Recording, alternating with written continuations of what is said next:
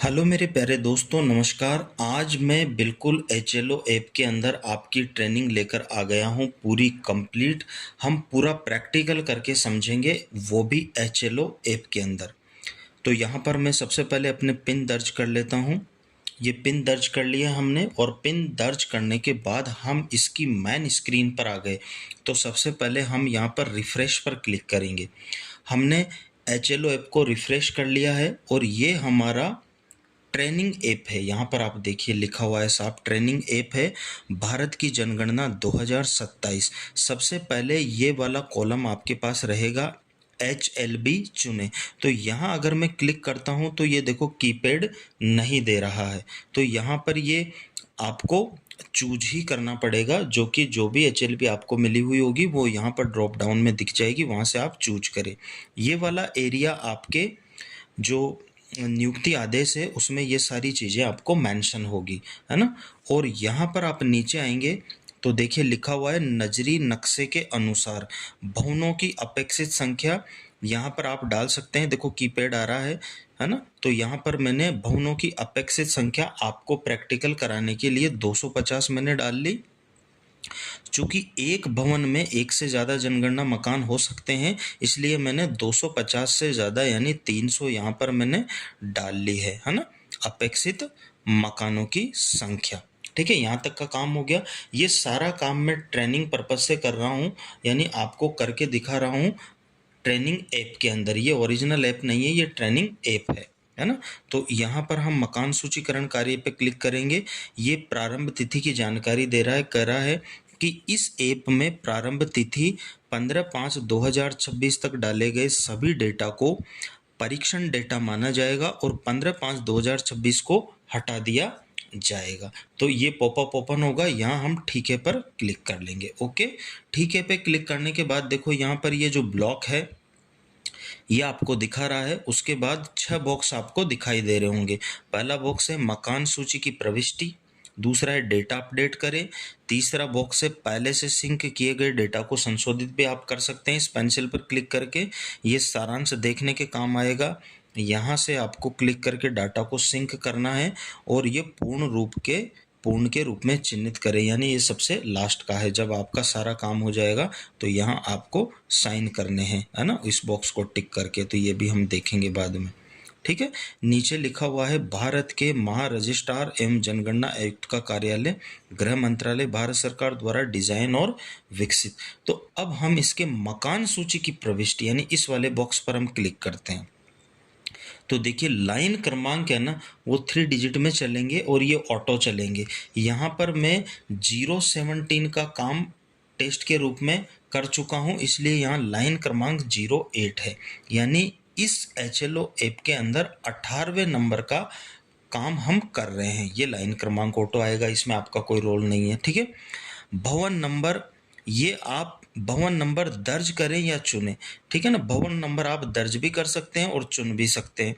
अब जैसे ये अपना कीपैड आ गया, यहाँ से अपन दर्ज कर सकते हैं, और चुनने के लिए यहाँ क्लिक करेंगे। पहले कहाँ तक हो रखें, 12 तक हो रखे हैं ना। तो 12 के आगे मैं 13 कर लेता हूँ, यानी भवन नंबर 12 तक का काम मैं पहले बता चुका हूँ। अब मैं यहाँ पर उसके आगे का नंबर यानी भवन नंबर 13 मान के चल रहा हूँ। आपके केस में यदि पहला ही भवन आप कर रहे हो तो 1 हो जाएगा, है ना। और भवन नंबर भी आपको कितने में देने हैं, 3 डिजिट के अंदर देने हैं। तो यहाँ पर हम क्या करेंगे, अब दोहराए में क्या दे रहा है, ये 12 दे रहा है। ठीक है, तो अब यहाँ पर हम 3 डिजिट के अंदर 013 कर लेते हैं। ओके, अब आगे क्या कर रहा है, जनगणना मकान। जनगणना मकान में देखो जब हम क्लिक कर रहे हैं तो ये कीपैड नहीं दे रहा है, यानी ये जनगणना मकान यहाँ से या तो दोहराए या फिर नया, 2 ही ऑप्शन है। यहाँ हम नया कर देते हैं, जो कि कितना आ रहा है, 0015, यानी 15वें नंबर का आ रहा है। इसका मतलब 14 तक हम कर चुके हैं। ठीक है, ये काम हो गया। इसके बाद हम अगले पे दबाएंगे। ये पूछ रहा है कि क्या परिवार ने स्वगणना कर रखी है। यदि कर रखी है तो आप ऐसी आईडी दर्ज करने के लिए हाँ दबाएं, और नहीं कर रखी है तो नहीं दबाएं। अभी मैं क्या करूँगा, मैं नहीं दबा रहा हूँ। ठीक है ना, मेरे केस में मैं ये मान के चल रहा हूँ कि परिवार ने स्वगणना नहीं कर रखी है, तो मैं नहीं दबा दिया। ओके दोस्तों, अब हमारा चौथा प्रश्न आ रहा है जनगणना मकान के फर्श में प्रयुक्त प्रमुख सामग्री, मैं मान लेता हूँ कि वहाँ पर टाइल लगी हुई है, ठीक है। अगला, जनगणना मकान की दीवार में प्रयुक्त प्रमुख सामग्री, मकान की दीवार में मान लेता हूँ कि पक्की ईंट है। आपके केस में जो भी ओरिजिनल हो यथार्थ तो वही आपको दर्ज करना है। जनगणना मकान की छत में प्रयुक्त प्रमुख सामग्री, तो मैं आरसीसी मान लेता हूँ, यानी कंक्रीट डाल लेता हूँ। 9 नंबर हो गया। अब ये जो प्रश्न नंबर 7 है ना दोस्तों, ये बहुत इंपॉर्टेंट है। यहाँ से ही आपका सारा काम आगे का तय होने वाला है। अब जनगणना मकान के उपयोग का पता लगाया। देखो, जनगणना मकान के बहुत सारे उपयोग हो सकते हैं। आवास भी हो सकता है, आवास से अन्य उपयोग हो सकता है, दुकान या कार्यालय हो सकता है, स्कूल या कॉलेज हो सकता है, होटल, लॉज, गेस्ट हाउस आदि हो सकते हैं, अस्पताल या डिस्पेंसरी हो सकती है, फैक्ट्री, वर्कशॉप, वर्कशेड आदि हो सकता है, पूजा स्थल हो सकता है, अन्य गैर आवासीय उपयोग हो सकता है, खाली।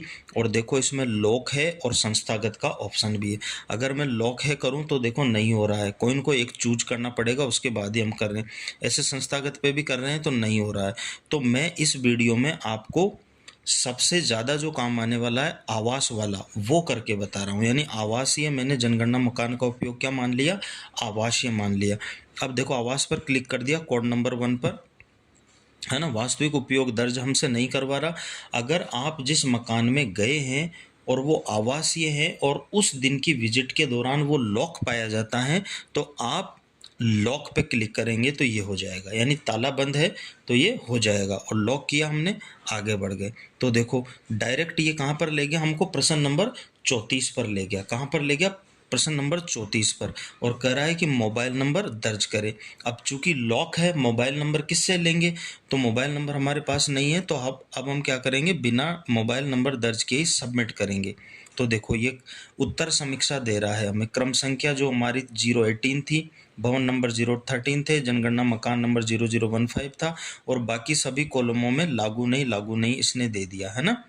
और लॉक है पे हाँ आ गया, बाकी सब लागू नहीं पे हो गया, है ना। तो अब हम इसको सबमिट कर देंगे। मोबाइल नंबर ब्लैंक आ रहा है, पुष्टि करें। ये हमने पुष्टि, डेटा सफलतापूर्वक जोड़ा गया। तो लॉक अगर आपको कोई मकान मिलता है तो उस केस में भी आप लॉक है पे टिक करके उसको जोड़ सकते हैं। फिर नेक्स्ट दिन जब आप गए और वो जो उस मकान में रहने वाले थे वो वही मिल गए, तो आप अपनी प्रक्रिया कर सकते हैं। देखो फिर कहाँ से वो चीज़ मिलेगी आपको, सारांश देखे, है ना। सारांश देखे पे क्लिक करेंगे तो नीचे जब आएंगे, यही था हमारा लाइन क्रमांक 018 वाला, जनगणना मकान 0015 था, भवन नंबर 013 था। देखो स्थिति क्या है, लॉक किया गया। तो यहाँ हम इस आंख वाले चिन्ह पर क्लिक करेंगे, ठीक है, ये कर दिया। ओके, तो यहाँ से हम देख सकते हैं इसको। और अब हम इसको एडिट करना चाहें तो कैसे करेंगे एडिट, है ना। देखो यहाँ से ये सारांश देखे में आ गया। एडिट का आज ऑप्शन नहीं दे रहा है क्या, ये एडिट का ऑप्शन देना चाहिए, या तो पूरा विवरण दे रहा है। अच्छा, यहाँ कुछ हटाए गए, लॉक किए गए, है ना। लॉक 2 हो गए, सिंक किए गए 12, अपूर्ण अपूर्ण 3 बता रहा है, ये 3 बता रहा है ना। तो अब हम देखेंगे पहले से सिंक किए गए डेटा को संशोधित करने के लिए डेटा अपडेट करें, इस वाले ऑप्शन पे क्लिक करेंगे। अब डेटा अपडेट करें और नीचे आओ, देखो ये लाइन क्रमांक 018, जनगणना मकान नंबर 0015, भवन नंबर 013 यही था। और स्थिति क्या थी, लॉक किया गया। अब इसको यदि डिलीट करना हो तो डिलीट वाले आइकन पे, अभी हम इसको अपडेट करना चाहते हैं तो पेंसिल वाले आइकन पर क्लिक करेंगे। तो देखो ये पूरी स्थिति आ गई। अगला, है ना, अब ये वापस से भरवा रहा है मोजेक टाइल, ठीक है। अगला, और ये हमने क्या किया था, कंक्रीट का किया था, नहीं दीवार वाला तो क्या किया था, दीवार में प्रयुक्त पक्की ईंट, है ना।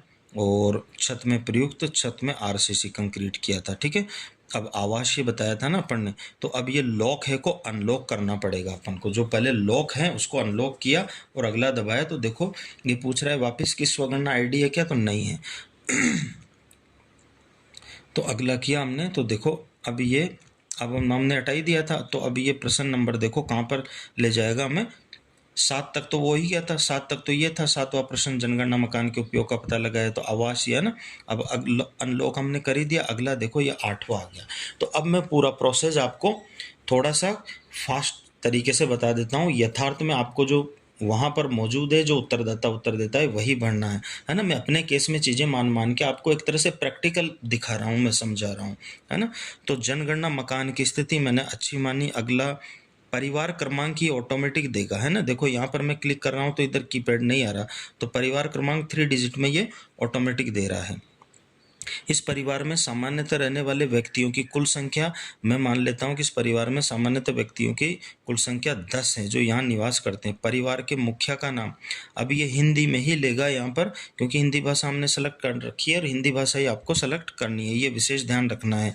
जब आप ऐप में लॉगिन करेंगे पहली बार, तो जब भाषा का जो विकल्प है वो बहुत ध्यान से करना है और आपको हिंदी भाषा ही चूज करनी है, ये ध्यान रखना है। जैसे मैंने यहाँ पे अशोक लिख दिया और अगला कर दिया। अब अशोक क्या है, लिंग पुरुष, ठीक है, और मैं इसको एसटी का मान लेता हूँ, 2 को नंबर कोड दे दिया। अगला, इस मकान के स्वामित्व की स्थिति देखो, अपना के लिए तब दोगे जब आपके नाम से मकान होगा। दूसरा है किराए का परंतु अन्यत्र अपना मकान, ये ऑप्शन तब आएगा जब आप फिलहाल अभी किराए से रह रहे हो और भारत में अन्यत्र आपके नाम से कोई मकान है, तो कोड नंबर 2। तीसरा, किराए का एवं अपना कोई मकान नहीं, आप अभी किराए से रह रहे हो, मकान मालिक को किराया देते हो और भारत में आपके नाम से कहीं कोई अन्यत्र मकान नहीं है, तो तीसरा।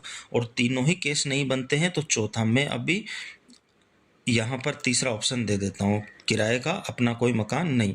रहने के लिए उपलब्ध कमरों की संख्या मैं बता देता हूँ यहाँ पर कि 6 कमरे हैं। आपके केस में जो भी वहाँ पर हो वो बताना है।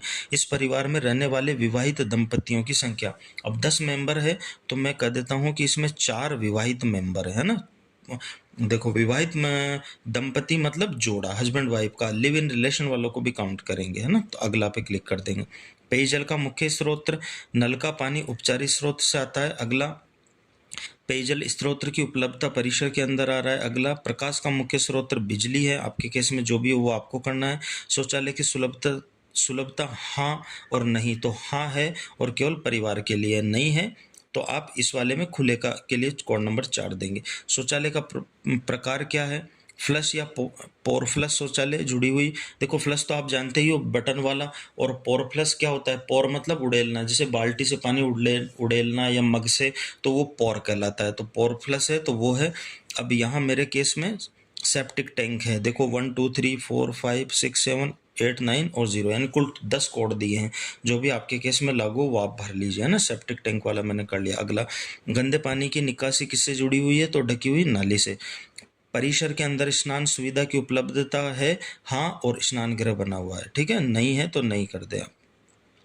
रसोई घर और एलपीजी पीएनजी गैस कनेक्शन की उपलब्धता है। रसोई घर में खाना पकाते हैं, यस, और एलपीजी गैस कनेक्शन उपलब्ध है ना। इसके लिए भी 1 2 3 4 5 6 7 कोड दिए हुए हैं, जो भी आपके केस में लागू हो वो आपको करना है। खाना पकाने के लिए प्रयुक्त मुख्य ईंधन क्या है, एलपीजी, ठीक है। अगला, रेडियो या ट्रांजिस्टर हाँ नहीं, है ना। नहीं के लिए कोड नंबर 4 है और हाँ के लिए, देखो, रेडियो या ट्रांजिस्टर परंपरागत रेडियो सेट आप जानते ही वो यदि है और आप यूज करते हैं तो कोड नंबर 1 देंगे। मोबाइल या स्मार्टफोन पर रेडियो सुनते हैं तो कोड नंबर 2 देंगे। और अन्य किसी उपकरण पे, जैसे आप गाड़ी ड्राइव कर रहे हैं और गाड़ी में एफएम सुनते हैं तो कोड नंबर 3 देंगे, और नहीं सुनते हैं तो कोड नंबर 4 देंगे। मैं यहाँ पर 4 दे रहा हूँ। टेलीविजन हाँ, ठीक है ना, दूरदर्शन मुक्त डिश वाला, है ना, नहीं के केस में ये चूज करें। इंटरनेट सुविधा हाँ है, किसमें है, लैपटॉप कंप्यूटर में यूज करते हैं, ठीक है, और लैपटॉप कंप्यूटर में यूज कर रहे हैं तो यहाँ पर हाँ दिखाना पड़ेगा। टेलीफोन और मोबाइल या स्मार्टफोन है हाँ है, और क्या है, स्मार्टफोन है, ठीक है। लैंडलाइन तो आजकल लगभग गायब भी हो गया, और दोनों है तो ये केस, और नहीं है तो ये वाला केस, ठीक है। साइकिल और स्कूटर, मोटरसाइकिल, मोपेड, तो यहाँ पर मैं 2 नंबर चूज कर रहा हूँ, स्कूटर, मोटरसाइकिल और मोपेड, यानी मोटरसाइकिल है। साइकिल यदि है और कबाड़ होके पड़ी है तो उसको नहीं माना जाएगा। साइकिल वर्किंग कंडीशन में होनी चाहिए और साइकिल का उपयोग हो रहा होना चाहिए, तभी हम कोड नंबर 1 देंगे। कार, जीप, वैन हाँ है, हाँ कर दिया। परिवार द्वारा उपभोग किए जाने वाला मुख्य अनाज क्या है, गेहूं है, ठीक है। अगला, और अब मोबाइल नंबर दर्ज करें, तो मोबाइल नंबर के लिए एक बार मैं ब्लैंक सबमिट करता हूं कि हो रहा है या नहीं हो रहा है। आपको तो वहां वास्तविकता में मोबाइल नंबर मिल ही जाएंगे, परिवार के मुखिया के मोबाइल नंबर यहाँ पर दर्ज करने हैं। मैं सबमिट करता हूँ, क्या बताता है ये। 34 क्वेश्चन हमने देख लिए, तो ये देखो सबमिट इसने ले लिया, और उत्तर समीक्षा के लिए ये सभी प्रश्नों को एक बार हमें रिव्यू के लिए दे रहा है। आप अच्छे से रिव्यू कर लें, यदि इसमें कुछ गलती हो तो आप इसे रद्द भी कर सकते हैं और संपादित भी कर सकते हैं, जैसा भी है। ठीक है, अब वापस से कर रहा हूँ मैं, ये दे रहा है संपादित के लिए, वापस इसने वो मोबाइल पे भेज दिया था अपन को। ठीक है, अब ये हो गया, मोबाइल लागू नहीं आ गया, पुष्टि करें तो डेटा सफलतापूर्वक अपडेट हो गया। ये इसका मतलब है कि बिना मोबाइल नंबर के भी आपका ये सबमिट हो जाएगा। ठीक है, अब हम वापस चलेंगे तो देखो लाइन क्रमांक हमारा अभी किया था उसमें 018 था, अब लाइन क्रमांक नेक्स्ट के लिए 019 इसने ऑटोमेटिक दे दिया है। ठीक है ना, तो अब अभी मैंने ये आवासीय के लिए वीडियो बनाया है, अब की बार मैं किसके लिए बनाऊंगा, सीधा प्रश्न नंबर 7 पे मैं जाता हूँ यहाँ पर, है ना, सीधे जाएं। ये प्रश्न अभी तक भरा नहीं गया है इसलिए आप उस प्रश्न पर नहीं जा सकते। ठीक है, भरने के बाद जा सकते हैं। तो 7वें प्रश्न में मैंने बताया आपको कि बहुत सारी स्थितियां हैं। अब मैं आगे दूसरा वीडियो बनाऊंगा। वीडियो पसंद आया तो वीडियो को लाइक करें और सभी दोस्तों के साथ शेयर करें ताकि उनको भी एक बार प्रैक्टिकल अनुभव हो सके। थैंक यू दोस्तों, और चैनल को सब्सक्राइब जरूर कर ले ताकि जब भी दूसरा वीडियो आएगा तुरंत नोटिफिकेशन आप तक पहुंच जाए। धन्यवाद दोस्तों, जय हिंद जय भारत।